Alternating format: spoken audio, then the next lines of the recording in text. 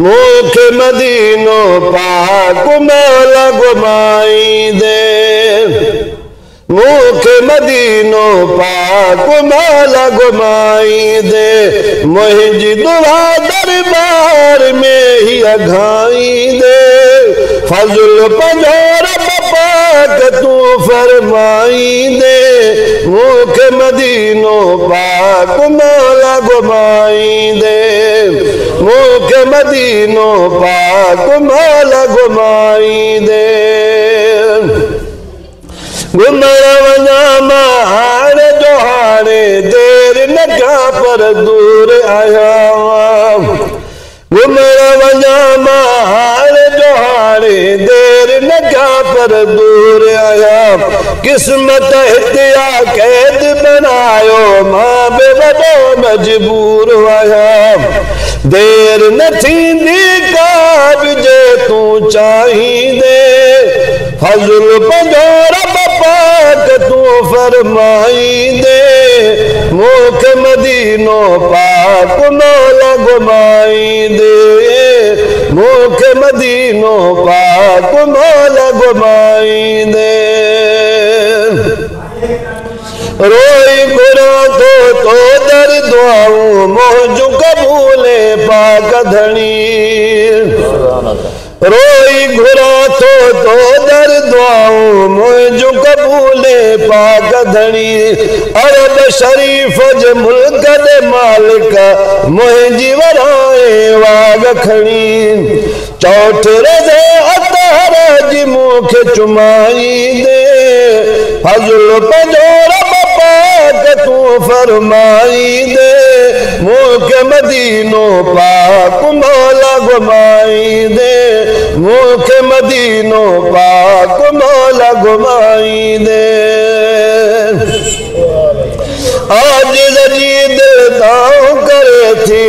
आस पुॼाए अल्लाह साईं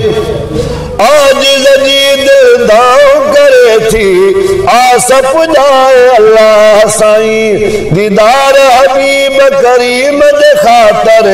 मुंहिंजो मनवा मांद सदाई प्यार प्रिय जे पार तूं पहुचाईंदे फज़ल पंहिंजो रब पाक तूं फरमाईंदे मूंखे मदीनो पाक मौला घुमाईंदे मूंखे मदीनो पाक मौला घुमाईंदे जेके ॾिसी आया ज़ालिम सोहणो ॻाल्हि करण सां रोई वेहन जेके ॾिसी आया ज़ालिम सोहणो ॻाल्हि करण सां रोई वेहन ॿीहर ओॾे अल्लाह मारे आशिक था हिक ॿिए खे चवनि ॿीहर ओॾे अल्लाह मारे आशिक था हिक ॿिए खे चवनि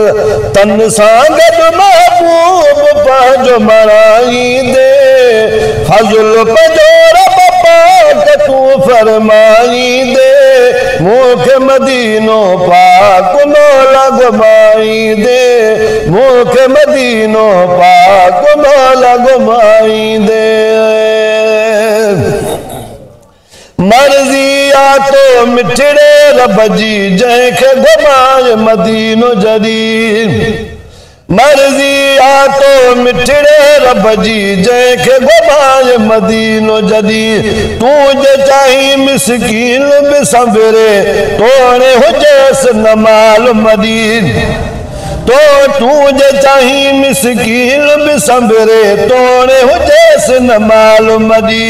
मुंहिंजे वॾे ॾोको बि सबबु बणाईंदे फज़ल पंहिंजो रब पाक तूं फरमाईंदे मूंखे मदीनो पाक मौला घुमाईंदे मूंखे मदीनो पाक मौला घुमाईंदे राज़ दिल जा रहबर जाने दर्द मुंहिंजा बि दूर कंदे राज़ दिल जा रहबर जाने जाने दर्द मुझा भी दूर कंदे दीदार कयामा दिल पर जो मुझो भी सीनो नूर कंदे